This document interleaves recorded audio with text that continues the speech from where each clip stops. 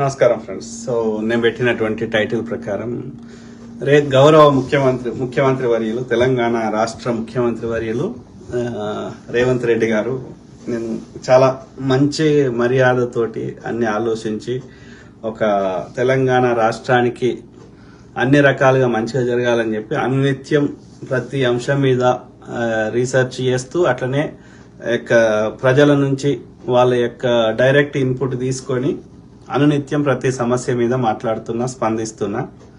So ఆ క్రమంలో ఏది తల పొగరు అనేది నేను ఏం చేసినా నడుస్తుంది అనేది అది ఎల్లకాలం నడవదు. అట్లా అనుకుంటే పెద్ద పెద్ద వాళ్ళు కూడా బోల్తా పడ్డ సందర్భాలు అనేకం ఉన్నాయి. ఇప్పుడు నరేంద్ర మోడీ ఎట్లా బోల్తా పడతాడో వేచి చూద్దాం. ఓకే, సిమిలర్లీ ఇందిరాగాంధీ గారు ఆమె ఏం చేసినా నడుస్తుంది అనుకున్న రోజు నుంచి అధికారము యొక్క ఏది పొడగొట్టారు కదా. ఇంకా అట్లా ఎంతో మంది ఉన్నారు ప్రపంచంలో. చంద్రబాబు నాయుడు నేను ఏం చేసినా నడుస్తుంది అన్న స్థాయి నుంచి ఇలా ఎవరెవరో కాలు మొక్కే పరిస్థితికి వచ్చిండు. ఇంకా అట్లా ఎంతో మంది ఉన్నారు చరిత్రలో తవ్వుకుంటూ పోతే. సో అంటే అది అంటారు అలెగ్జాండర్ ద గ్రేట్ ప్రపంచాన్నే జయించిండు సికందర్ అని అనేవారు, అలెగ్జాండర్ ద గ్రేట్ అని. కానీ చివరికి భారతదేశంలో ఆ యొక్క పాకిస్తాన్ సింధు ఇప్పుడున్న పాకిస్తాన్ ఆ పరిసర ప్రాంతాల్లో ఆ యొక్క ఇది పురుషపురం లేదంటే పెషావర్, సో ఆ పరిసర ప్రాంతాల్లో ఉన్నటువంటి పోరస్ అదే పురుషోత్తముడు అనే రాజుని దగ్గర ఓడిపోయి మళ్ళా రిటర్న్ వెళ్ళిపోయిండు. ఆయన ప్రపంచాన్ని జయిద్దామని వచ్చిండు. సో అట్లా కాబట్టి అహంకారం పనికి రాదు. నేను తొక్కుకుంటూ వచ్చినావు కావచ్చు, టైం అనేది నీకు అప్పుడు వర్కౌట్ అయింది కానీ దట్ డస్ నాట్ మీన్ ఎల్లకాలం వర్కౌట్ అయింది కాదు. అది అట్లా కాదు. న్యాయం ధర్మం అనేది ఆ సృష్టి అనేది ఒక సిస్టమేటిక్ గా నడిపిస్తున్నది. కర్మని ఎవ్వడు తప్పియలేడు, అర్థమైందా? సో కాబట్టి బండ్లు ఓడలు అవుతాయి, ఓడలు బండ్లు అవుతాయి. ఇప్పటికైనా నేను మంచి మాటలతో చెప్తున్నా. ఓకే, ఒక ఏది నువ్వు ఎవరోనో తీసుకుంటున్నావు వాళ్ళకి ఇప్పుడు వాళ్ళు ఓకే హైదరాబాద్ లో ఎస్ డెఫినెట్లీ గ్రేటర్ పరిధిలో కాంగ్రెస్ బలంగా లేదు కాబట్టి కేసీఆర్ అనే దుర్మార్గుడు కాంగ్రెస్ లో ఉన్న బలమైన నాయకులందరినీ టీఆర్ఎస్ లో తీసుకున్నాడు కాబట్టి మనం గర్వాపసి చేస్తున్నాం. ఓకే, ఇది గ్రేటర్ పరిధిలో. నువ్వు గ్రేటర్ పరిధిలో లేదు, కాంగ్రెస్ బలంగా లేదు కాబట్టి ఏమన్నా ఎక్కువ మేము పట్టించుకోము. కానీ నిజంగా కష్టపడే కార్యకర్తల్ని అరే కాదు చెప్పండి మీరు కామెంట్ కూడా పెట్టండి, నేను చదువుతా. ఏమన్నాడు జడ్సన్ బ్రదర్ ఏమన్నాడు చెప్పండి. ఎవరికి అన్యాయం చేసిండు ఏమన్నాడు? ఆయన టీవీ ఛానల్ పోయి చెప్తున్నాడు. ఏమైంది, నీకేమైంది? ఆయన చెప్పినంత మాత్రాన జడ్సన్ బ్రదర్ చెప్తే ఓట్లేస్తారా ప్రజలు? ఆయన అనునిత్యము ఆర్టీఐ లేస్తున్నాడు, డేటా పట్టుకొస్తున్నాడు, ప్రజలకి కరెక్ట్ ఇన్ఫర్మేషన్ ఇస్తున్నాడు, నాలెడ్జ్ చేస్తున్నాడు. ఈ పార్టీలకు అతీతంగా అందరి పార్టీ వాళ్ళని మంచి అందరి యొక్క లోపాలైతే చూపెడతాడు. అది కాంగ్రెస్ పార్టీ కానీ, బీఆర్ఎస్ కానీ, బీజేపీ కానీ పార్టీలకు అతీతంగా అనునిత్యము ప్రతి అంశం మీద వాస్తవాలు చెప్పే ప్రయత్నం చేస్తాడు జడ్సన్ బ్రదర్. రైట్, అవునా కాదా? అది విత్ ఇన్ ద పార్టీ కావచ్చు, ఇంకో పార్టీ కావచ్చు. దానివల్ల ప్రజలకి వాస్తవాలు తెలుస్తున్నాయి. ప్రజలు కరెక్ట్ డెసిషన్ ప్రజలు ఎట్లయినా కరెక్ట్ డెసిషన్ తీసుకుంటారు. అలా మంచి పెద్ద దొంగనా చిన్న దొంగనా అట్లనే ఎత్తుకుంటారు. అర్థమైందా? కాంగ్రెస్ పార్టీని ఐడియాలజీ బేస్డ్ గా ఓట్లేసారు. ద ఆల్టర్నేటివ్ బెస్ట్ ఏదో వేసి చెప్పి వచ్చారు కానీ కేవలం రేవంత్ రెడ్డి ప్రచారం చేస్తే ఓట్లు రావు, గుర్తుపెట్టుకోండి. సో ఆ క్రమంలో ఇప్పటికైనా ఏది జడ్సన్ బ్రదరు కాంగ్రెస్ పార్టీ కోసం 30 ఏళ్ల నుంచి కష్టపడ్డాడు. ప్లస్ ఆయన లెఫ్ట్ ఐడియాలజీ, కాంగ్రెస్ ఐడియాలజీ యొక్క ప్రజలకు మంచి జరగాలని కోరుకునే వ్యక్తి, అన్ని సామాజిక వర్గాల వారికి సమాన అవకాశాలు రావాలని కోరుకునే వ్యక్తి కాబట్టి హార్డ్ కోర్ కాంగ్రెస్ ఐడియాలజీ ఉన్న వ్యక్తి కాబట్టి ఆయన ఏం చేస్తుంది 4 యూట్యూబ్లలో చెప్పుకుంటే ఏమైందిరా అయ్యా, నీ కిరీటం ఎడబడిపోతుంది. ఆయన సస్పెండ్ చేస్తే నీకొచ్చే లాభం ఏంది? అరే పిలిచి మంచిగా ఒక ఎమ్మెల్సీ ఇచ్చేస్తే కామ్ అయిపోతాడు ఆయన ప్రజా సమస్యలు మాట్లాడుకొని. ఏమైతుంది? నీకు వచ్చిన నష్టమేంది? నీ వ్యక్తిగతంగా ఏమైతుంది? నేను నీ ముఖ్యమంత్రి అడుగుతలేడు కదా జడ్సన్ అన్న, నాకు ముఖ్యమంత్రి కావాలని అడుగుతలేడు కదా, నీ కుర్చీ అని అడుగుతలేడు కదా. ఎందుకంత అహంకారము? ఆయన వల్ల నీకు కలిగిన నష్టమేంది? 4 యూట్యూబ్లో చెప్పుకుంటే ఏమైంది అయ్యా, ఏమైంది? ప్రతిపక్షం వాడు తిడతలేడా? బీఆర్ఎస్ వాడు తిడతలేడా, బీజేపీ వాడు తిడతలేడా, పొద్దుగాలేస్తే గుంపు మేస్త్రి అంటలేరా? అన్నంత మాత్రం ప్రజలు పట్టించుకోరు కదా. అందులో ఎంతవరకు నిజం ఉంటే మేము ఏదైనా ఏ పార్టీ వాడైనా సరే మేము ఏదైనా ముచ్చట చెప్తున్నామంటే అందులో ఉన్న లోపాలు సరిదిద్దుకోమని అర్థం. ఉల్టా ప్రశ్నించిన ఇబ్బంది పెట్టమని కాదు. అరే నువ్వు భూములు కబ్జా పెడితే కబ్జాలు పెట్టొద్దురా అని చెప్తున్నట్టు, అరే అందరికీ సమాన అవకాశాలు ఇవ్వమని చెప్తున్నట్టు, నీ లోపాలు సరిదిద్దుకోమని చెప్తున్నాం, లేకపోతే నీ ఒంటెత్తు పోకళ్ళు వద్దని చెప్తున్నాం, అందరిని కలుపుకొని వాళ్ళని చెప్తున్నాం. లోపాలు ఇప్పుడు తండ్రి కొడుకునో బిడ్డనే కొడతాడు, సార్ కొడతాడు, బల్లే స్కూల్లో కొడతాడు టీచర్, కొడితే వాడు సరిదిద్దుకోమని అర్థం, కానీ ఈ యొక్క వాడి కిడ్ నాశనం కావాలని కాదు కదా. కాబట్టి ఇప్పటికైనా మంచి మాటలతో చెప్తున్నాం. ఇక తవ్వుకుంటా పోతే ఎవ్వరిని చదివినా చరిత్ర, రేవంత్ రెడ్డి చరిత్ర చదివితే లోపాలు రావా, ఎన్టీ రామారావు చరిత్ర చదివితే లోపాలు రావా, ఎవరిని చదివినా వస్తాయి. అరే అది గతం రా అయ్యా, ఇప్పుడు అయిపోయింది, తెలిసి చేస్తాం తప్పులు, తెలియక చేస్తాము, ఏది ఏమైనప్పటికీ అదే ముందుకు పోవాలి బండి అని ఆయన పార్టీలు ఉంటే నీ పార్టీకి లాభమే కానీ నష్టం లేదు. ఆయన 10 కాదు 100 యూట్యూబ్ ఛానల్ చెప్పుకున్నా జడ్సన్ అని చెప్పిన దాన్ని బట్టి ఓట్లు వేయరు ప్రజలు. వాళ్ళకి ప్రజలకు ఏది కరెక్ట్ అనిపిస్తే, వాళ్ళకి ఏ ప్రభుత్వం వల్ల నాలుగు వాళ్ళ కొడుకు ఉద్యోగం వస్తుందో, వాళ్ళ బతుకులు మారుతున్నాయో, వాళ్ళకి రైతు బంధు వచ్చిందో, లేకపోతే వాళ్ళకి డే టు డే వాళ్ళకు ఇంటి ముందట రోడ్ ఇచ్చిందో, వాళ్ళ ప్రయారిటీస్ ఏమున్నాయో, వాళ్ళ డే టు డే సమస్యలు ఎవడు మంచిగా తీరుస్తున్నాడు, ఆ బీజేపీ తీర్చిండా, మోడీ తీర్చిండా, కేసీఆర్ తీర్చిండా, కాంగ్రెస్ వాడు తీర్చిండా అనేది వాళ్ళు నిర్ణయించుకుంటారు. 5 ఏళ్ళ అవకాశం ఇచ్చారు, వాళ్ళిద్దరికి 10 ఏళ్ళ అవకాశం ఇచ్చారు. వాళ్ళు మంచి లేరనే కదా నీకు మన కాంగ్రెస్ పార్టీకి అవకాశం ఇచ్చారు. దాన్ని సద్వినియోగపరిచి ప్రజలకు మంచిగా చేస్తే మళ్ళీ ఓటేస్తారు. నేను చెప్తున్నా, జడ్సన్ అని చెప్తున్నా, ఇంకో ఆయన చెప్తే ఓటేస్తారా? ఇయ్యారు అట్లా. వాళ్ళకి వైర్లెస్ కనెక్షన్. సో మనం చేసిన పనుల వల్ల వాళ్ళ డే టు డే లైఫ్ లో ఏమన్నా మంచి జరిగితే దాని ఆధారంగా ఓటేస్తారు. అలా అందరికి తెలుసు, ఎవడు ఏం చేస్తున్నాడు ఏం చేస్తలేడు తెలిసిపోతుంది. మనం దాచిపెడతా అంటే దాగదు. ఇవాళ మోడీ నేను అది చేసినా ఇది చేసినా అని ఎన్ని చెప్పుకున్నా, మోడీ ఆవాస్ యోజన కింద ఒక్కరికన్నా ఇల్లు వచ్చిందో లేదో వాళ్ళకైతే తెలుస్తుంది కదా. మోడీ సంవత్సరానికి 2 కోట్ల ఉద్యోగాలు ఇస్తా అంటే వాళ్ళకు బిడ్డకో కొడుకో ఉద్యోగం వచ్చిందో లేదో తెలుస్తుంది కదా. మోడీ ఎంతో రినా ఎంత చేసినా లేవకుండా 21 రోజులు లుంగి కట్టుకొని ఏ ఊరికి పోతే ఆ ఊరు వేషం వేసుకొని ఒక ఓటుకు 12,000 వంచి ఒక ఎస్పీజీ బలగాలను పెట్టుకొని ఎన్ని కథలు పడ్డా ఓట్లు వేయలే ప్రజలు. వాళ్ళకి తెలుసు ఎవరేంది, ఎవరు 40% కమిషన్ తీసుకున్నారు, ఎవరు 30% తీసుకున్నారు, ఎవ్రీథింగ్ దే నో. ఎవడైనా విమర్శించినా, ఎవడైనా సబ్జెక్ట్ చెప్పినా ఆధారాలతో చెప్తే నీ లోపాలను సరిదిద్దుకొని ఇంకా సుపరిపాలన చేయరా అయ్యా అని చెప్తున్నాం. మేము ఎన్ని చెప్పినా ఏం లేదనుకో, ఏమైతుంది? నువ్వే అనుకుంటున్నావు బీజేపీ నచ్చలే, బీఆర్ఎస్ నచ్చలే, ఏది నేను ఎట్లా చేసినా నాకే ఓటేస్తారు అనుకుంటే తప్పది. రాజు పోతే రాజరికం ఆగది. రాజు కొడుకో, రాజు బిడ్డనో, రాజు తమ్ముడో, రాజు భార్యనో ఎవరో ఒకరు రాజు అయ్యేటోడు. సిమిలర్లీ ఓకే, అర్థమైందా? ఇప్పుడు నువ్వు ఇట్లనే మేము ఎంత చెప్పినా వినకపోతే, నేను చెప్తున్నా కదా, ఎవరెవరైతే ఇక ఈ 3 పార్టీలు నచ్చని వాళ్ళు, కాంగ్రెస్ పార్టీ అభిమానం ఉన్నా, రేవంత్ రెడ్డి ప్రవర్తన వల్ల కాంగ్రెస్ పార్టీ మీద అభిమానాన్ని ఉన్నా గానీ ఏం చేయలేని పరిస్థితిలో వస్తే అందరం కలిసి కొత్త పార్టీ పెట్టుకోవడం జరుగుతుంది. ఆ స్థాయి దాకా వద్దురా అయ్యా. ఏది అందరం కలిసికట్టుగా మన తెలంగాణని భారతదేశాన్ని అభివృద్ధి చేసుకుందాం. అందరి ఐడియాలజీ సిమిలర్ ఉంది కాబట్టి కలిసిపోదామని మంచి మాటలతో చెప్తున్నాం. అయినా నీ ఒంటెత్తిపోకడి చేస్తే నీ లోపాలను ఎత్తి చూపెడుతూనే ఉంటాం. అట్లనే కొత్త పార్టీ పెట్టుకునే స్థాయి దాకా తీసుకురాకు రేవంత్ రెడ్డి అని మర్యాదపూర్వకంగా చెప్పడానికి నా వంతు ప్రయత్నం నేను చేస్తున్నా. ఓకే, ఆలోచించండి మిత్రులారా కదా. ఇప్పుడు నువ్వు అట్లా చేయడం వల్ల ఇట్లా ఉంటారు బీజేపీ వాళ్ళు. చూసినావా, గాయత్రి ఎల్లా అని ఒక అమ్మాయి ఎవరో, ఓకే, గిట్లనే ఫేస్బుక్ లో నేను మాట్లాడితే 4 రీచ్ అవుతుంది కదా. సో అందుకని బీజేపీ వాళ్ళు గింత నీచానికి దిగజారి ఇంకో ఆమె ఎట్లా పెడుతున్నది, అడ్డమైన కామెంట్లు పెడుతుంది, మళ్ళా నా నంబర్ అడుగుతుంది, మళ్ళా నంబర్ అడిగి నాకు వీడియో కాల్ చేస్తా అంటది. చేసి ఏం చేస్తుంది, చేసి అది రికార్డ్ చేసి మళ్ళా ఫేస్బుక్ లో పెడుతుంది. అంటే బీజేపీ వాళ్ళు ఎంత నీచానికి దిగజారుతారు. ఎవరు మాట్లాడితే ఎవరు చెప్తే వాళ్ళని ఎట్లా టార్గెట్ చేయాలి. ఇదేం సంస్కారం రా? ఆడున్నోళ్ళని మాట్లాడినిస్తలేరు. ముఖ్యమంత్రిని తీసుకుపోయి జైల్లో వేస్తున్నారు. హేమంత్ సోరెన్ కానీ కేజ్రీవాల్ కానీ వేస్తే కోర్టులు ఏమంటున్నాయి, అరే ఏ ఆధారం లేకుండా ఎట్లా చేసినవరా అని అడుగుతున్నాయి. ప్రపంచ దేశాలు పొట్టు తిడుతున్నాయి నరేంద్ర మోడీని. ప్రజాస్వామ్యాన్ని కూని చేస్తున్నారా గాడి కొడుకు అని తిడుతున్నాయి.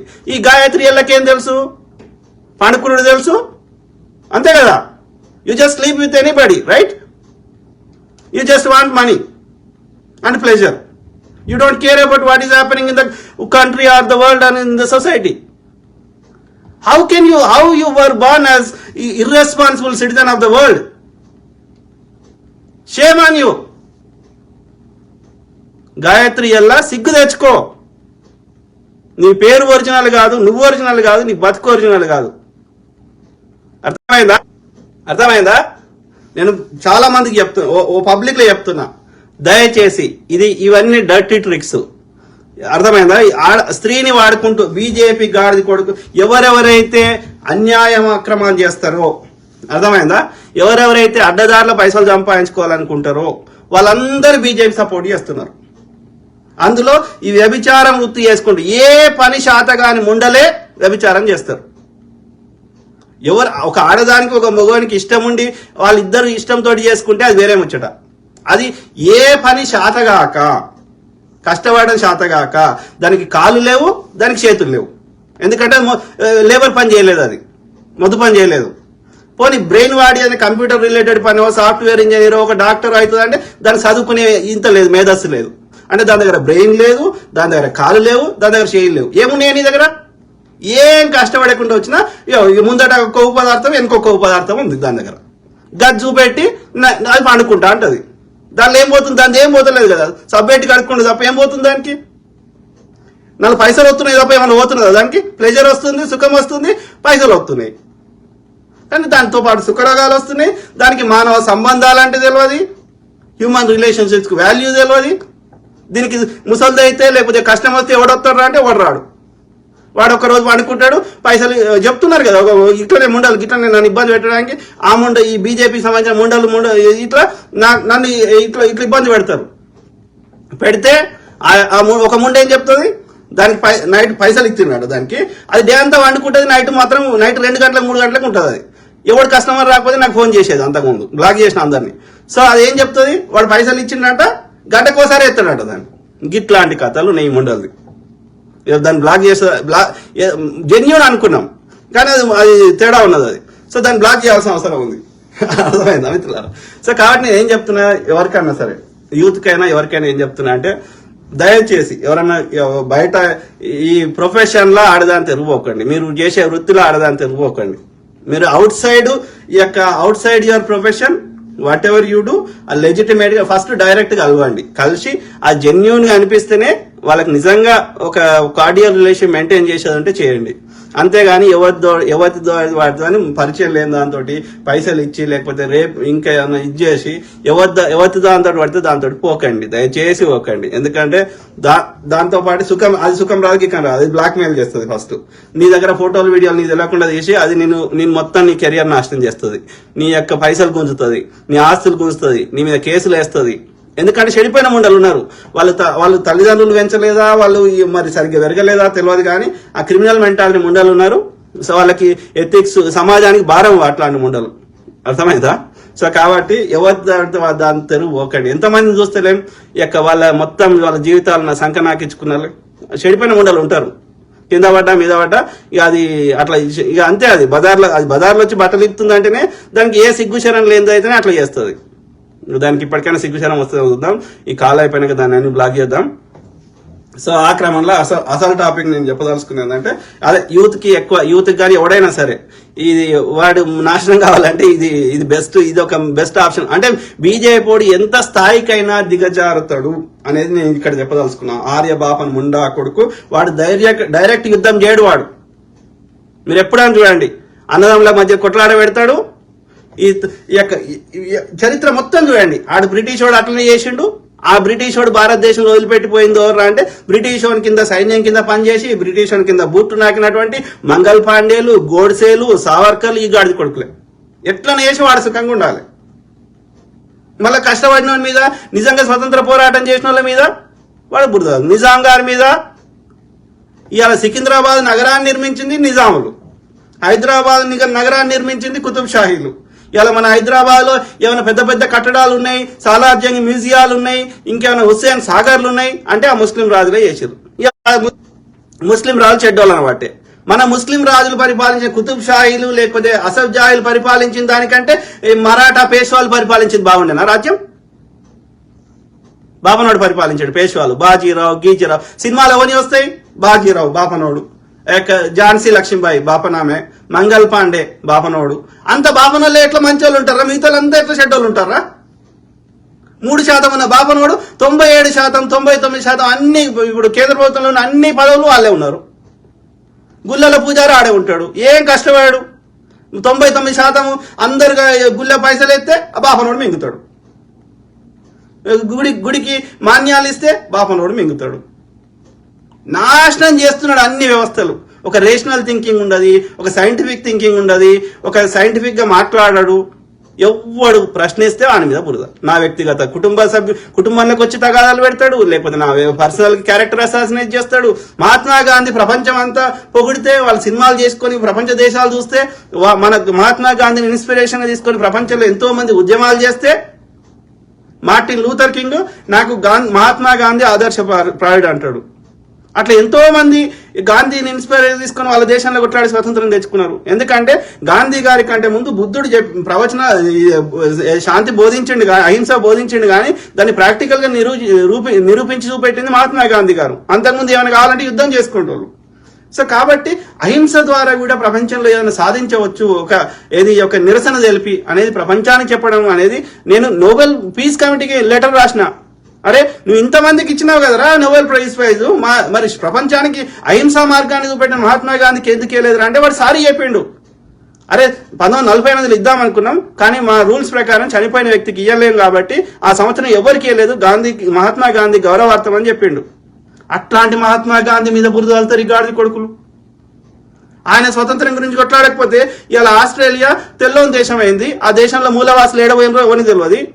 ఇలా అమెరికాలో మూలవాసులు ఏడున్నారో ఎవరికి తెలియదు. ఇండియా కూడా ఉన్న మూలవాసులు అందరినీ చంపేసి ఒక తెల్లోళ్ళ దేశం చేసినాడు బ్రిటిష్ వాడు. ఆయన కొట్లాడడం వల్లనే కదా, ఆయన కొట్లాడడం వల్లనే, ఆయన ఆ స్పీచెస్ ఇవ్వడం వల్లనే ఆ యొక్క ఎవరు భగత్ సింగ్ గారు, సుభాష్ చంద్రబోస్ గారు వీళ్ళందరూ స్వతంత్ర దేశం కోసం పోరాటం చేసిర్రు. కొందరు డిఫరెంట్ ఈ గాంధీ మార్గంలో అహింస మార్గంలో లేట్ అవుతుందని వాళ్ళు ఇంకో మార్గం ఎంచుకున్నారు. కానీ ఎవరైతే హింస చేసిండ్రో వాళ్ళని బ్రిటిష్ చట్టాల ప్రకారం వాళ్ళ యొక్క నేరస్తులు కాబట్టి వాళ్ళని వాడు చంపేసిండు. శాంతియుతంగా పోరాడితే వాళ్ళని జైల్లో పెట్టిండు.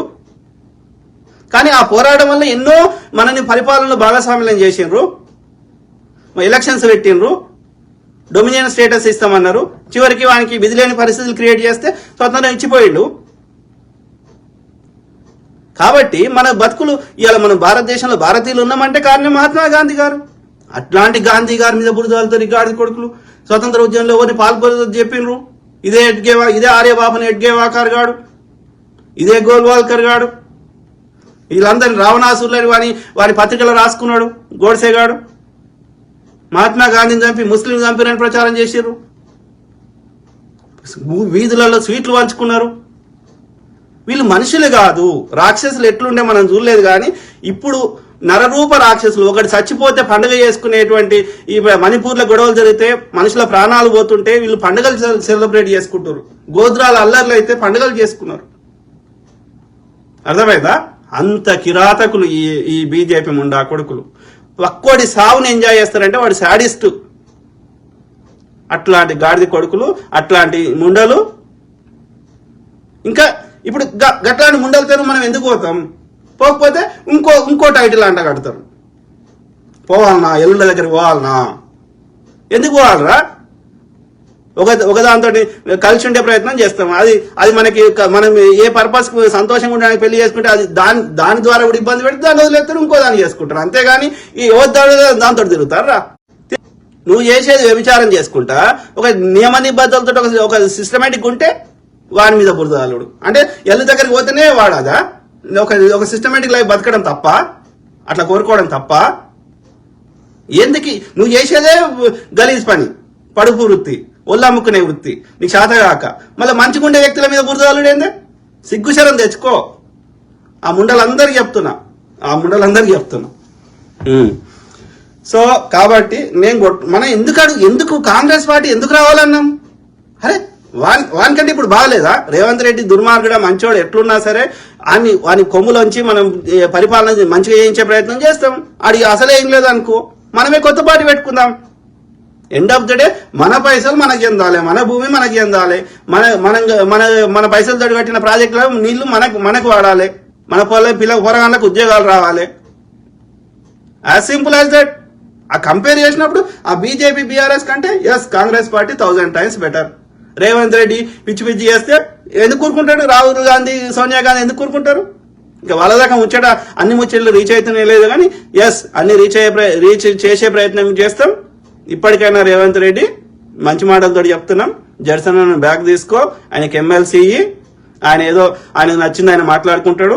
ఓకే, ఆయన ఇష్యూ బేస్డ్ మాట్లాడుకుంటాడు. అర్థమైందా? నేను మంచి మాటలతో చెప్తున్నా. ఇంకోటి నేనేమంటాను రేవంత్ రెడ్డి గారికి అంటే, ఈ ఎన్నికల కోడ్ ఉంది కాబట్టి ఎన్నికలు అయిపోయినాక రెగ్యులర్ గా వారానికోసారి 2 రోజులకోసారో వారానికోసారో కంపల్సరీ ప్రెస్ కాన్ఫరెన్స్ రా, వచ్చి విలేకరులు అడిగిన ప్రశ్నలకి నీ ప్రభుత్వంలో నువ్వు ఏమేం చర్యలు తీసుకుంటున్నావు, ఏ శాఖలు ఏమేమి జరుగుతుంది, అన్ని శాఖల మీద నీకు పట్టు లేకపోతే ఆయా శాఖ మంత్రులైనా సరే ప్రెస్ కాన్ఫరెన్స్ కి వచ్చి ఓకే ఈ విలేకరులు అడిగే ప్రశ్నలకి, ఈ యొక్క ఎవడైతే విమర్శిస్తుండో వాళ్ళ ప్రశ్నలకి, ఆ యొక్క బీజేపీ బీఆర్ఎస్ చెప్తున్న ప్రశ్నలకి వాడు రైతు బంధే లేదంటాడు. ఇప్పుడు ఆయన ఏమంటున్నాడు, వ్యవసాయ శాఖ మంత్రి ఏమంటున్నాడు, మన తుమ్మల నాగేశ్వరరావు గారు 90% రైతులకు మేము వేసినాం, ఇంకో 10% రైతులకి వేయాల్సి ఉంది, వేస్తాము అనేది ఆయన క్లియర్ గా స్టేట్మెంట్ ఇచ్చిండు. ఆ స్టేట్మెంట్ ఎంతమందికి రీచ్ అయింది? కాబట్టి రెగ్యులర్ గా ఏమేం చేస్తున్నారు, ఏమేం పైప్ లైన్లు ఉన్నాయి, ఏమేం చేయాలనుకుంటున్నారు, ఏమేం పథకాలు మనం హామీలు ఇచ్చినాం, ఎంతవరకు ప్రోగ్రెస్ వచ్చింది, ఎప్పుడు చేయాలనుకుంటున్నారు, ఇవన్నీ రెగ్యులర్ గా ప్రెస్ కాన్ఫరెన్స్ వచ్చి ప్రజలకు చెప్తే ఈ యొక్క విమర్శించే వాళ్ళ నోర్లు బంద్ అవుతాయి. ప్లస్ ప్రజలు కూడా ఓకే ఫలానా టైంలో వస్తున్నాయి, ఫలానా టైంలో అవుతున్నాయి అనేది వాళ్ళకు కూడా ఒక అవగాహన ఉంటది. కాబట్టి వీళ్ళు దుష్ప్రచారాలకి వీళ్ళు బీజేపీ బీఆర్ఎస్ ఇంకోరన్నా ఈ దుష్ప్రచారాలు చేసే వాటికి ప్రజలు అవి నమ్మరు. మనం రెగ్యులర్ గా ప్రజలకు వచ్చి ఆ యొక్క వాస్తవాలు చెప్తే. కాబట్టి రేవంత్ రెడ్డి గారు నేను మంచి మాటలతో చెప్తున్నా. సో ఇప్పుడు 5 నెలల దాకా వీకేది లేదు. సో రెండోది, ఆ బీఆర్ఎస్ ను వ్యతిరేకించినాక ఇలా కావ్య కడియం తీసుకొచ్చి నువ్వు టికెట్ ఇస్తే బీఆర్ఎస్ నచ్చకనే వాళ్ళని పక్క పెట్టినాక ఇప్పుడు కావ్య కడియం టికెట్ ఇస్తే ఎట్లా ఓటేస్తారు వరంగల్ ప్రజలు? అది రేవంత్ రెడ్డి గారు ఆలోచించుకోవాలి. గ్రేటర్ పరిధిలో అంటే ఐ అండర్స్టాండ్, ఎందుకంటే గ్రేటర్ పరిధిలో కాంగ్రెస్ కి బలమైన నాయకులు లేరు కాబట్టి ఎస్ నువ్వు ఎవరినైనా తీసుకొచ్చి టికెట్ ఇస్తే చెల్లుతుంది. కానీ డిస్టిక్ లలో ఆ పరిస్థితి లేదు కదా. డిస్టిక్లలో కాంగ్రెస్ మొత్తం ఓట్లన్నీ కాంగ్రెస్ కు 1 side పడ్డాయి కదా. కరీంనగర్ లో మనకి అంత పడాయి అనుకున్న కరీంనగర్ లో కూడా 2 సీట్లు తప్ప అన్ని మనకే వచ్చినాయి కదా. సిమిలర్లీ వరంగల్ లో కూడా మనకి అన్ని సగం వస్తాయి అనుకుంటే 2 సీట్లు తప్ప అన్ని వచ్చినాయి కదా. స్టేషన్ గన్పూర్ ఇంకోటి అది కూడా గట్టి పోటీ ఇచ్చినాం కదా. 5 డిస్టిక్లలో 1 side వచ్చింది కదా వారం. మనకి కొంచెం అంత ఆశించినంత రాంది, లేకపోతే వాడు పైసలు ఇచ్చి చేసింది 3 జిల్లాలు కదా, హైదరాబాద్, రంగారెడ్డి, మెదక్. మిగిలిన కాంగ్రెస్ దిక్కు 1 side వచ్చింది కదా వారం. సో కాబట్టి ఈ 5 జిల్లాలు మనం ఎక్కువ ఫోకస్ చేయాలి. కొంత ఆదిలాబాదు, నిజామాబాదు, రంగారెడ్డి, హైదరాబాద్, మెదక్, ఈ 5 నువ్వు ఎవరినన్నా తీసుకొని వాడిని కాంగ్రెస్ పార్టీని బలోపేతం చేయడానికి ప్రయత్నం చేయి. నేను వద్దంటలేను, కాంగ్రెస్ బలహీనంగా ఉన్న దగ్గర. కానీ ఆల్రెడీ బలంగా ఉన్న దగ్గర బీఆర్ఎస్ అని తెచ్చి టికెట్ ఇస్తే వాడిని వద్దనే కాంగ్రెస్ కి ఓటేసినప్పుడు వాడిని తెచ్చిస్తే ఎట్లా ఓటేస్తారు? ఇప్పుడు కడియం శ్రీగారికి ఓటేస్తారా? నాకు డౌట్ అది. నీలం ముజిమదిరాజు మీకు నచ్చినా నచ్చకపోయినా ఆయన బలమైన నాయకుడు కాదు, అర్థమైందా? సో ఆయన కంటే బలమైన నాయకులు చాలా మంది ఉన్నారు మెదక్ నియోజకవర్గంలో. సో అట్లా నేను ఎప్పటికప్పుడు అన్ని విషయాల మీద పూర్తి అందరితో మాట్లాడిన తర్వాత అన్ని ఆలోచించే నా సొంతంగా కూడా విశ్లేషించినాకనే అనాలిసిస్ చేసినాకనే నేను లైవ్ లో చెప్తున్నాను. డైరెక్ట్ ఎంతమందికి అని చెప్తామని చెప్పి నేను లైవ్ లో వచ్చి చెప్తున్నా. సో చెప్పినప్పుడు నేను చెప్పిన దాన్ని కూర్చుండి ఆలోచించుకొని అలా మేక్ సెన్స్ ఉంటే దాన్ని ఇంప్లిమెంట్ చేసే ప్రయత్నం చేయండి రేవంత్ రెడ్డి గారు. ఓకే, లేకపోతే మేము చూపెట్టే పద్ధతి వేరే ఉంటది. ఓకే, ఇప్పుడు జడ్సన్ అన్న మాట్లాడినా నేను మాట్లాడినా అది పార్టీకి కానీ బీజేపీ బీఆర్ఎస్ ఆయుధాలు తయారవుతున్నాయి కదా. కాంగ్ ఉన్న వాళ్ళని ఉండనియాలి కదా. ఆలోచించుకో రేవంత్ రెడ్డి బ్రదర్. ఓకే, నేను మంచి మాటలతో చెప్తున్నాను. ఇక ఆమె గాయత్రి వెళ్ళాలంటే బ్లాక్ చేసి పారదొబ్బుదాం. సిగ్గుండాలే. వ్యక్తిగత జీవితాలకు ఎందుకు వస్తారు? నేను తప్పు మాట్లాడితే మీరు మాట్లాడండి. మీకు లేవా యూట్యూబ్లు, మీకు లేవా ప్రెస్ కాన్ఫరెన్స్లు? అదే ఫలానా రాజుబోడగాడు తప్పు చెప్తుర్రా, మా మోడీ గాడు అది వీకిండు ఇది వీకిండు అని చెప్పు. ఎవడు ఆపుతున్నాడు? ఎవడు చెప్పిన దాని నిజం అంటే వానికే ప్రజలు ఓటేస్తారు. అంతేగాని వ్యక్తిగత జీవితంలోకి వచ్చి ఇబ్బంది పెట్టడేందురా భార్య పాపం నా కొడక. చీరుతాం గుర్తుపెట్టుకో. మళ్ళీ ఆడదాన్ని కూడా వదలరా వాడడానికి? మోడీగాడు కొంచెం నా కొడక. ఆడదాన్ని ఎందుకు పెడుతున్నారు మధ్యలో బాపన్ నా కొడక? గలీజ్ వాడుకో.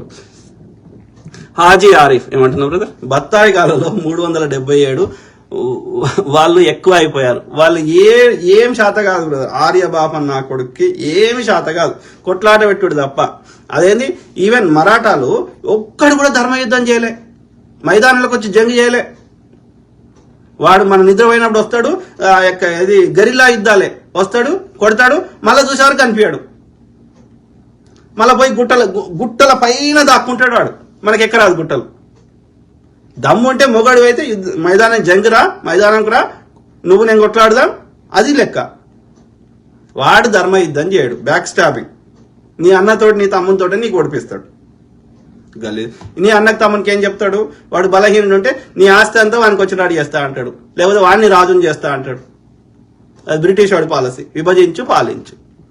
మెజారిటీ ఎవరున్నారో వాళ్ళకి ఏదో ఫేవర్ చేసినట్టుగా ఈ మైనారిటీ వాళ్ళది గుంజుకొని వానికి ఇచ్చినట్టుగా చేస్తాడు. చేసి వానికి ఏదో ఫేవర్ చేసినట్టు చేసి, అది అన్యాయమే. వీడేం కొత్తది కట్టాడు, ఏం అభివృద్ధి ఏముండదు. బ్రిటిష్ వాడి పాలసీ. ఆ నుంచి వచ్చిండు కదా వాడు, ఈ దేశపాడు కాదు కదా. ఆ స్టెప్పీ ప్రాంతం నుంచి ఆ యొక్క కొంతమంది ఇరాన్కి పోయారు, పర్షియాకి పోయారు, కొంతమంది భారతదేశానికి వచ్చారు ఈ ఆర్యులు, కొంతమంది జర్మనీకి పోయారు, కొంతమంది మిగతా యూరప్ దేశాలకు పోయారు. ఈ దేశంలో ఉన్న వాళ్ళందరినీ, నల్లతోలు ఉన్న వాళ్ళందరినీ, మూలవాసులందరినీ వాడు శూద్రులు అన్నాడు, ఇంక్లూడింగ్ స్త్రీలతో సహా. ఎందుకంటే వాడు ఒక్కడే వచ్చిండు, వాళ్ళ స్త్రీలను తీసుకురాలే వాడు వచ్చేటప్పుడు. గలీజ్ నా కొడుకు. అవును బ్రదర్, పిచ్చి కామెంట్స్. వాళ్ళు బత్తాయి గాలు కాబట్టి వాళ్ళకు ఆవు వద్దనే పారబోసుకుంటుంది. అది ఉత్సాహపెండ, అది జర్రసేపు ఎక్కువ ఆపుకుంటే అది చచ్చిపోతుంది. దాని బ్లడ్ లోపల, ఆవుకు బ్లడ్ లోపల, దాని రక్తం లోపల ఆవు పెండ గాని ఆవు ఉచ్చ గాని కలిసిందనుకో ఆవు చచ్చిపోతుంది. అపెండిక్స్ వలిగితే మనిషి అయినా చచ్చిపోతాడు, ఆవు అయినా చచ్చిపోతుంది. అపెండిక్స్ వలుగుడు అంటే ఏంది?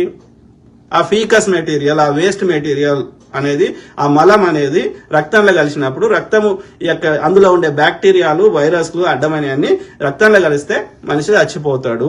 కాబట్టి అపెండిక్స్ వల్లనే రక్తం ఇంప్యూర్ అవుతుంది అని చెప్పి అదంతా శుద్ధి చేయడానికి అదంతా ఇది అవుతుంది. అపెండిక్స్ వల్ల చచ్చిపోయిన వాళ్ళు కూడా ఉన్నారు. అట్లాంటిది ఆవు వద్దని బయట వస్తున్న విసర్జక పదార్థాన్ని నువ్వు రాసుకో, పూసుకో అని చెప్తావు. ల్యాబ్కి పంపిద్దానని లాంటి కొడుకు అంటే రావు. ఇదే ఇప్పుడు సుప్రీంకోర్టు వాడిని ముడ్డి మీద అన్నింది. ఇప్పుడు వాడు సారీ చెప్పిండు. వాడు ఇన్ని రోజులు ఆవు పెండ ఉచ్చ అమ్మినటువంటి బాబా రామ్దేవ్ 35 రూపాయల పెట్రోల్ వస్తుంది మోడీ వస్తే అని చెప్పినోడు ఇలా సారీ చెప్పిండు కోర్టులో, సుప్రీంకోర్టులో.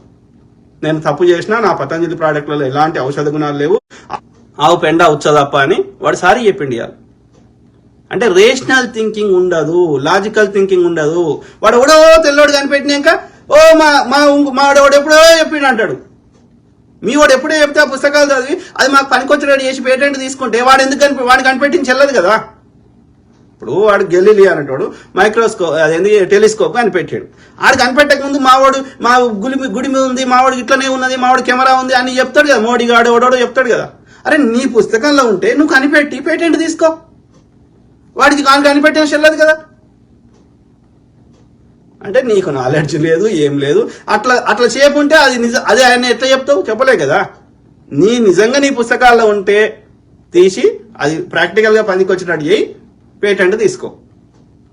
ఇయ్యా అంటున్నా నీకు పేటెంట్ వాళ్ళు, అది పనికి వచ్చినట్టు చేస్తే ఇయ్యా అంటుర్రా. అంటే శాతగాని సన్నాసి, ఎందుకు పనికిరాని సన్నాసి. వాడు ఎవడో కష్టపడితే మా వాడు ఎప్పుడో చేసిందంటే అది చెల్లుతాదిరా గాడిది.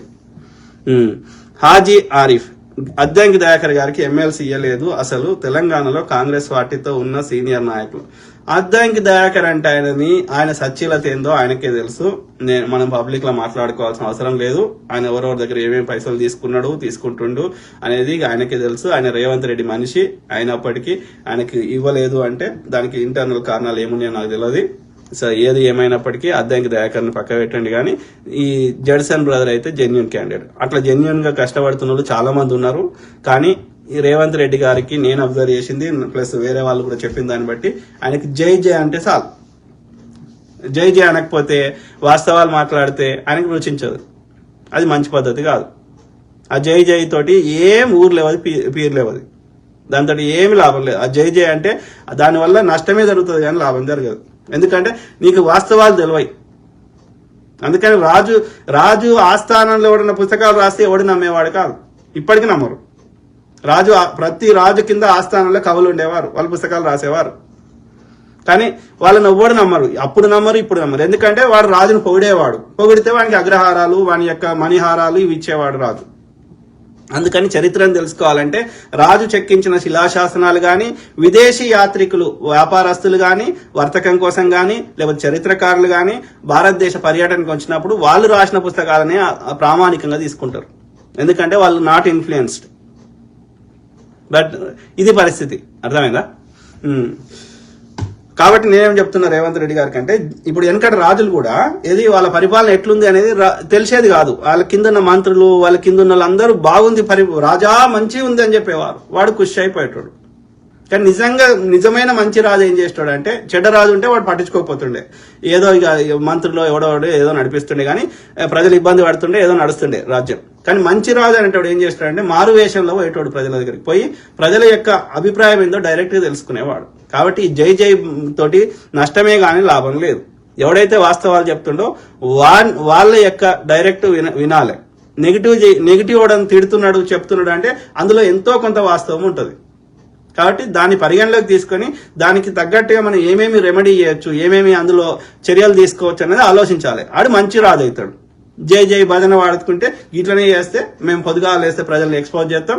ఇక మేము ఎన్ని చెప్పినా కాంగ్రెస్ అధిష్టానం కూడా వినకపోతే, కాంగ్రెస్ ఐడియాలజీ నచ్చినా మేము కొత్త పార్టీ పెట్టుకోవాల్సిన అవసరం ఏర్పడుతుంది. ఓకే.